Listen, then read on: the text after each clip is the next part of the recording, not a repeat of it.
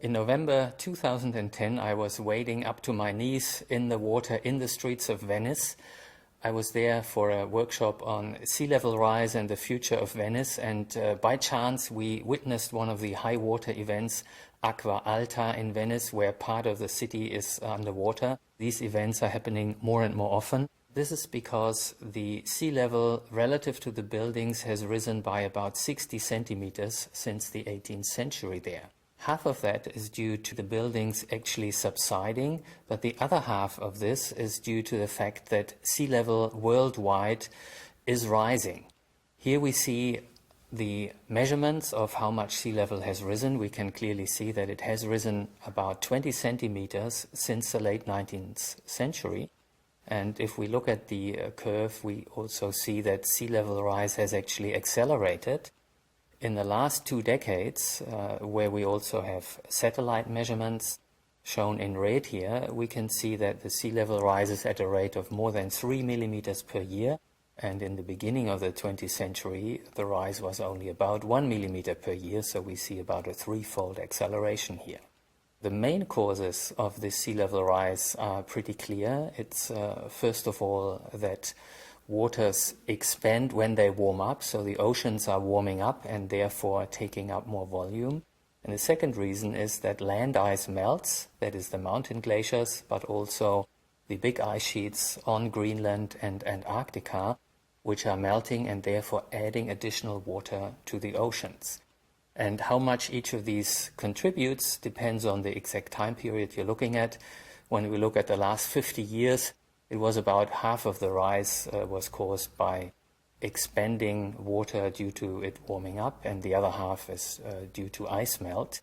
If we look at more recent period, the contribution from ice melt, in particularly the 2 big ice sheets in Greenland and Antarctica, has greatly increased and has become the dominant factor in causing sea level rise.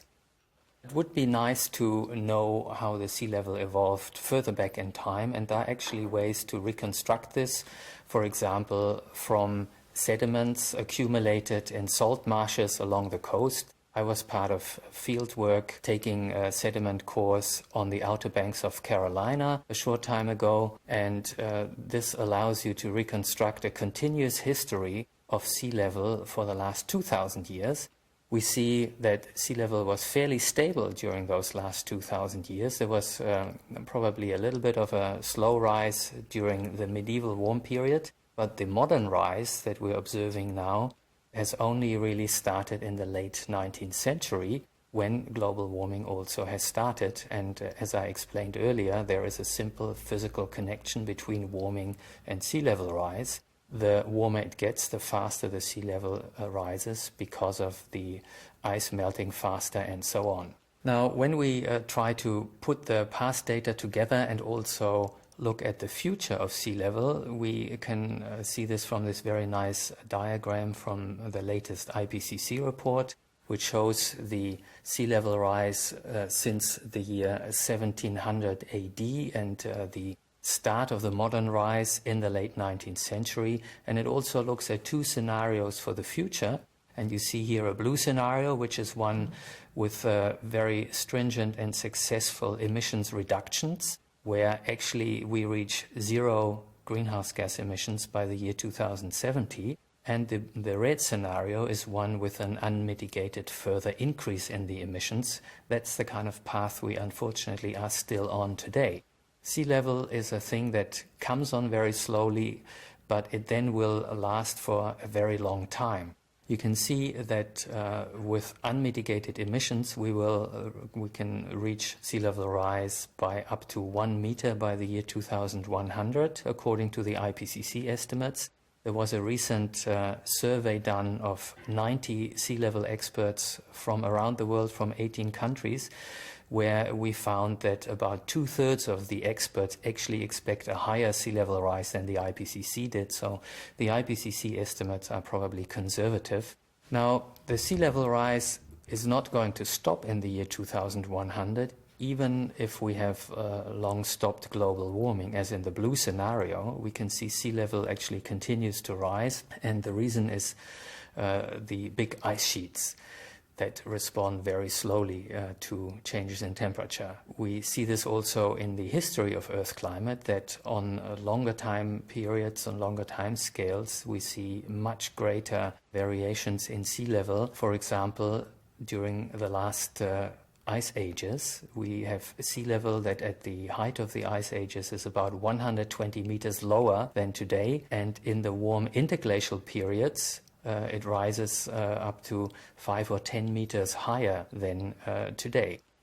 Now, if we look at the history since the last ice age, we see there was about 4 or 5 degrees warming to bring us up to the level of the Holocene, that is the interglacial that we live in today, the last 10,000 years, where humanity developed agriculture and basically human civilization took off because of a stable climate. And you see how we have, in the last 100 years, we have basically undone about 5,000 years of cooling due to the modern global warming caused by greenhouse gases. Now, when you look at the consequences for sea level, this last warm-up after the last ice age caused the sea level rise by 120 meters.